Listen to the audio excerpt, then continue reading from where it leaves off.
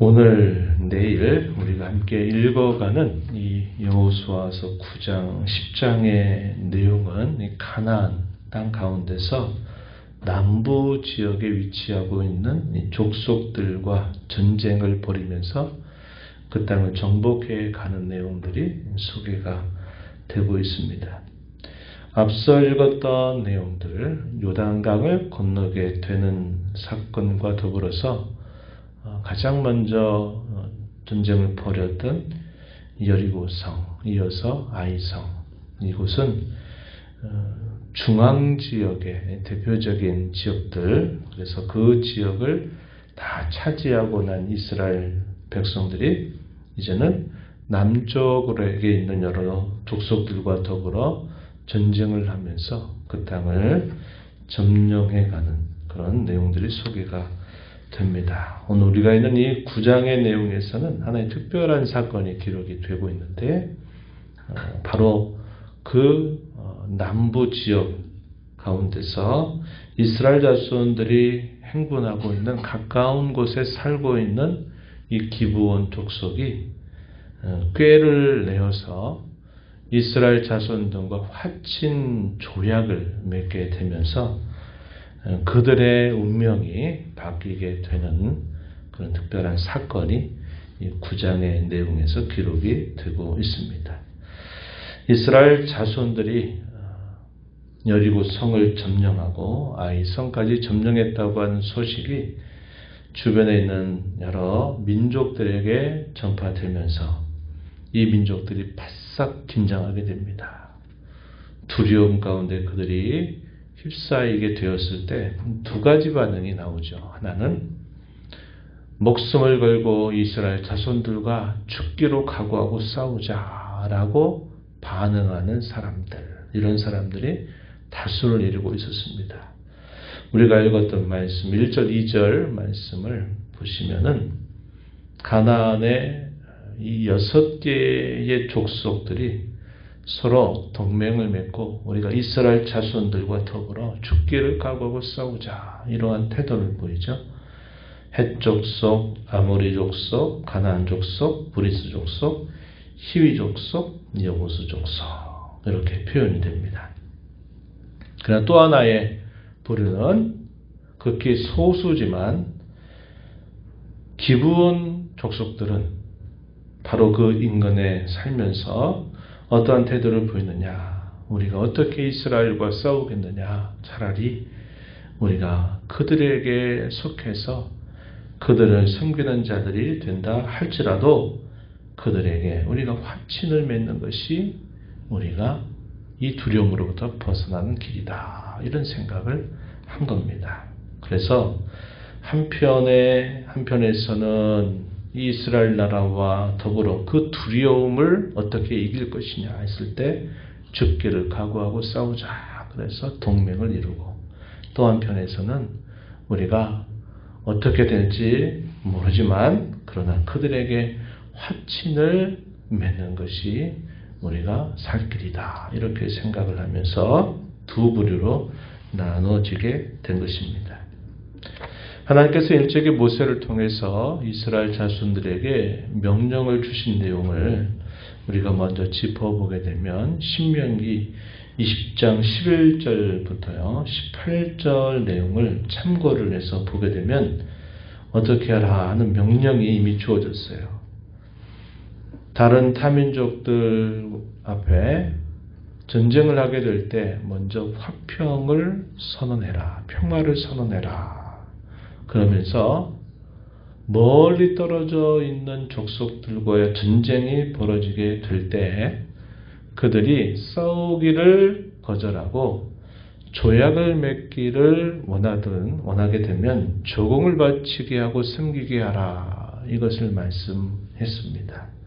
조건이 뭐냐면 멀리 떨어져 있는 족속, 그러나 이 가나안 땅, 그들이 정복해야 될 가나안 땅에 살고 있는 다른 족속들에 대해서는 진멸하라 하는 그런 명령이 주어졌습니다. 그리고 그들과 더불어 언약을 맺어서는 안 된다 그랬어요. 그 이유가 뭘까요?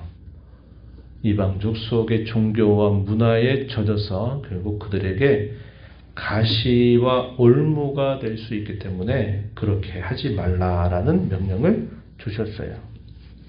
그래서 멀리 떨어져 있는 족속에 대하여 그리고 가까이 있는 가나안 땅에 살고 있는 족속에 대하여 어떻게 하라고 하는 명령이 분명히 주어져 있습니다.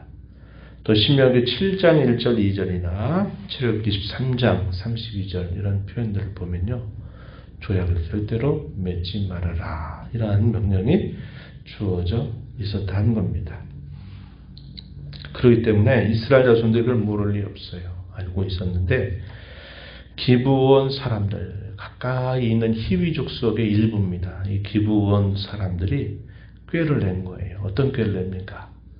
멀리 떨어져 있는 지역에서 온 것처럼 속였어요. 속였는데 그 속이면서 우리는 당신들의 종이니 우리와 더불어 조약을 맺어달라라고 요구를 한 것입니다. 우리가 이 말씀을 한번 가서 보시면은 그들이 어떻게 했습니까? 4절 말씀 보면 꾀를 내어 사신의 모양을 꾸미되 헤어진 전대 헤어지고 찢어져서 기운 가죽 포도주 부대를 나귀에 실었다. 신발은 낡아서 기운 신을 신고 낡은 옷을 입고 곰팡이가 난 떡을 준비했다. 그리고서는 이 기본 족속의 대표들이 길갈에 있는 이스라엘 자손들에게 찾아옵니다. 여호수아 장군을 만나게 되죠. 6절 말씀에 보면 우리는 먼 나라에서 왔나이다. 이제 우리와 조약을 맺읍시다. 이렇게 말하면서 조약 체결을 요청하게 됩니다. 우리는 당신과 당신의 백성들과 싸울 생각이 전혀 없습니다. 우리는 당신들에게 종이라도 돼도 좋으니 우리와 화친을 맺어달라라고 요구를 한 것입니다. 그런데 이러한 이 기본 족속들은 이미도 이스라엘의 하나님 여호와께서 옛적부터 행하셨던 일들에 대한 소문을 익히 알고 있었던 그런 사람들이에요. 우리가 이런 모습들을 보면서 누구가 떠오르냐면 라합이라고 한 여인이 떠오르죠. 여리고 성에 정탐하러 들어갔을 때 자기의 생명과 맞바꿀 각오를 가지고 이 정탐꾼들을 보호했던 이 라합이라고 하는 여인, 두려움에 속해 있었던 모든 여리고성 사람들이 간담이 녹도록 두려워하고 있다라는 것을 알리면서 다른 사람들과 다른 그의 결단이 무엇이었습니까? 이들을 내가 지켜주겠다는 거예요. 그리고 우리의 가족들의 모든 생명을 그들에게 맡기겠다 하는 결단을 내리고 두려워하는 그 마음을 여호와 하나님을 향한 경외의 마음을 가지고 결단하는 그 일을 통해서 이 여리고성에 살고 있었던 이 라합의 가족들은 구원을 받게 되지만 그 외 모든 족속들은 다 진멸당하는 일이 있게 되었던 겁니다. 여기 가나안에 있는 7나라의 족속들 가운데에서 6나라들이 동맹을 해서 이스라엘과 싸우려고 하는 태도를 갖는 것과 차라리 종이 될지라도 우리가 싸우는 길을 택하는 것이 아니라 그들에게 조약을 맺어서 우리가 사는 것이 좋다. 이런 결단을 내리게 된 겁니다. 무엇을 바탕으로 그렇게 한 것입니까? 여호와 하나님에 대한 두려움을 가지고 있었다 하는 것이고 또 하나는 조약을 체결할 때 그 조약이 반드시 이행된다고 하는 그런 신의가 있었던 겁니다. 그들의 거짓말이 끝까지 통하리라고는 분명히 생각하지 않았을 거예요. 왜? 그건 분명히 드러날 일이니까. 그래서 마침내 3일 정도 지나갔더니 그 족속들이 살고 있는 곳에 이른 겁니다. 가까이 있었던 족속이었다는 것이 발견이 된 거예요. 그러나 자신들이 하나님께 대한 두려움을 가지고 우리가 차라리 종이 되어 섬길지라도 우리는 어떻게든지 그들과 친을 하는 것이 좋겠다. 이런 결단을 내렸다 하는 것입니다. 이들이 이러한 태도를 갖게 되는 데 있어서는 그들의 이 여호와 하나님에 대한 두려움이 대단히 중요한 계기가 되었다 하는 것을 우리가 볼 수 있습니다. 9절 가서 보시면 여호수아에게 그들이 대답하는 말, 종들은 당신 하나님 여호와의 이름으로 말미암아 심히 먼 나라에서 왔사오니 이는 우리가 그의 소문과 그가 애굽에서 행하신 모든 일을 들으며 요단 동편에 있는 두 나라의 왕들을 다 진멸한 일에 대하여 들었다. 이렇게 고백합니다. 11절 중간에 가서 보시면 너희는 여행할 양식을 손에 가지고 가서 그들을 만나서 그들에게 이르기를 우리는 당신들의 종들이니 이제 우리와 조약을 맺읍시다 하라 하였나이다. 우리의 족속들이 우리에게 이렇게 하라 하는 부탁을 듣고 왔다. 이렇게 이야기를 한 겁니다. 그때 이 여호수아와 백성들의 지도자가 어떻게 했느냐. 14절 가서 보면요. 우리가 그들의 양식을 취하고는 어떻게 할지를 여호와께 묻지 아니하였다. 이게 이제 이스라엘 족속들에게 있어서는 안타까운 하나의 태도였어요. 경솔했던 그들의 태도였음을 보여주죠. 묻지 않고 그 말을 듣고 그대로 조약을 맺은 것입니다. 맹세에 대해서는 이스라엘 자손들이 철저하게 지키는 그런 자세를 가지고 있었던 거예요. 그래서 언약을 체결하고 이제 그들은 돌아갔습니다. 그리고 이스라엘 백성들의 진군에서 사흘 길을 쭉 가다 보니까 이들을 만나게 된 겁니다. 그래서 이들을 쳐야 되는데 치지 못한 것에 대하여 온 백성들의 지도자들을 원망하게 된 겁니다. 하지만 족장들의 대답은 여호와 이름으로 여호와 앞에 맹세한 이 일을 우리가 어길 수 없다. 그들을 칠 수는 없다라고 대답을 하면서 대신 그들을 온 회중을 위해서 나무를 패고 물을 깃는 자가 되게 한 겁니다. 말 그대로 종처럼 그들을 섬기게 했다. 이렇게 말해줍니다. 여호수아가 그들을 이제 불러서 너희가 어떻게 하여 이렇게 왜 우리를 이렇게 속였느냐라고 책망을 하게 됐을 때 이들의 대답 24절 말씀에 보면 우리가 눈여겨볼 표현인데요. 당신 하나님 여호와께서 그의 종 모세에게 명령하사 이 땅을 다 당신들에게 주고 이 땅의 모든 주민을 당신들 앞에서 멸하신 것이 당신의 종들에게 분명히 들이므로 당신들로 말미암아 우리 목숨을 잃을까 심히 두려워하여 이같이 하였나이다. 25절 보소서 이제 우리가 당신의 손에 있으니 당신의 의향에 좋고 옳은 대로 우리에게 행하소서. 어떻게 처분하든지 우리는 다 받아들이겠습니다. 다만 우리를 그대로 보호해주고 우리와 함께 이 맺은 조약을 지켜달라라는 그런 태도를 보이고 있는 것입니다. 그래서 이들이 이스라엘 백성들에게 편입이 돼서 그들이 살아가는 모습이 나타나요. 훗날에 이제 왕조가 생겨지게 되면서 이 기본 족속들을 죽이는 이 일이 있게 되죠. 초대왕 사울이 이 일이 있게 되면서 그런데 이 일이 하나님 앞에서 이들과 맺은 언약을 깨뜨린 일이기 때문에 이스라엘 자손들에게 큰 어려움을 당하게 됩니다. 그래서 이게 왜 그런가 했었더니 이 기브온 족속들을 죽였던 그 일이 하나의 계기가 돼서 민족적인 큰 어려움을 겪게 되는 사건이 일어나게 돼요.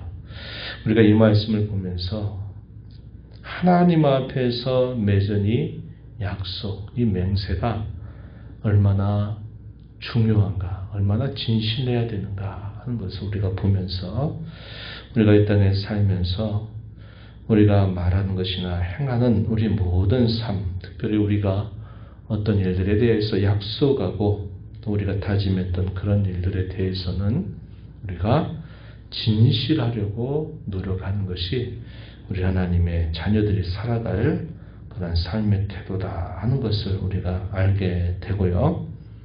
기브온 족속들은 차라리 우리가 종이 되고 어떤 형편에 처하든지 간에 우리는 이스라엘 자손들과 싸워서 될 자들이 아니라 우리는 그들과 화평을 맺는 일들이 우리가 살 길이다 라고 한 것은 대단히 지혜로운 결정에 해당이 되는 겁니다.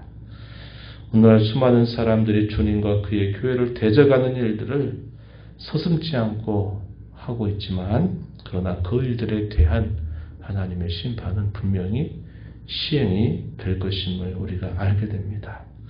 하나님의 편에 설 것인가 하나님 편에 반할 것인가 하는 것은 살고 죽는 길에 중요한 갈림길이 된다 하는 것을 우리가 알게 되죠. 이스라엘 족속들에게 주는 교훈은 뭘까요? 여호와께 묻지 않고 하는 그 일에 있어서 경솔한 태도를 항상 조심해야 됨을 배우게 되죠. 우리가 어떤 일들을 행하고 또 어떤 일들을 결정할 때는 늘 하나님의 뜻이 무엇인가를 묻고 먼저 생각하는 자세를 갖는 것이 우리에게 주어진 삶을 책임있게 살아가는 중요한 원리가 됨을 배우게 됩니다.